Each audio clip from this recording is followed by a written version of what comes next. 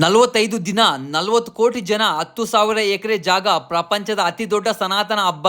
ಇಲ್ಲಿಗೆ ಹೋಗಲು ಪ್ರತ್ಯೇಕವಾಗಿ 13,000 ರೈಲುಗಳು, 7,000 ಬಸ್ಸುಗಳು. ಪ್ರಯಾಗ್ರಾಜ್ ಈಗ ಇದೊಂದು ಸ್ಥಳವಲ್ಲ, ದೇವತೆಗಳು ಧರೆಗಿಳಿದು ತ್ರಿವೇಣಿ ಸಂಗಮ ಮಾಡುವ ಪುಣ್ಯ ಭೂಮಿ. 144 ವರ್ಷಗಳಿಗೆ ಒಮ್ಮೆ ಬರುವ ಮಹಾ ಕುಂಭಮೇಳಕ್ಕೆ ಆಗಮಿಸಿರುವ ಸಾಧು ಸಂತರು, ಅಗೋರಿಗಳು, ನಾಗ ಸಾಧುಗಳು, ಲೆಕ್ಕವಿಲ್ಲದಷ್ಟು ಪ್ರಪಂಚದ ನರಮೂಲಗಳಿಂದ ಬಂದಿರುವ ಸನಾತನ ಧರ್ಮದ ಆರಾಧಕರು. ಯಾಕೆ ಇಷ್ಟು ಪವಿತ್ರ ಮಹಾ ಕುಂಭಮೇಳ? ಸಮುದ್ರ ಮಂಥನದ ಸಮಯದಲ್ಲಿ ರಾಕ್ಷಸರು ಮತ್ತೆ ದೇವತೆಗಳ ಮಧ್ಯೆ ಸಿಕ್ಕ ಅಮೃತವು ಮಹಾವಿಷ್ಣುವು ರಾಕ್ಷಸರನ್ನು ದಾರಿ ತಪ್ಪಿಸಲು ಮೋಹಿನಿ ಅವತಾರ ತಾಳಿದ ಸಮಯದಲ್ಲಿ ಅಮೃತದ ಹನಿಗಳು ಭೂಮಿಯ ಮೇಲೆ 4 ಕಡೆ ಬಿದ್ದಿರುತ್ತದೆ.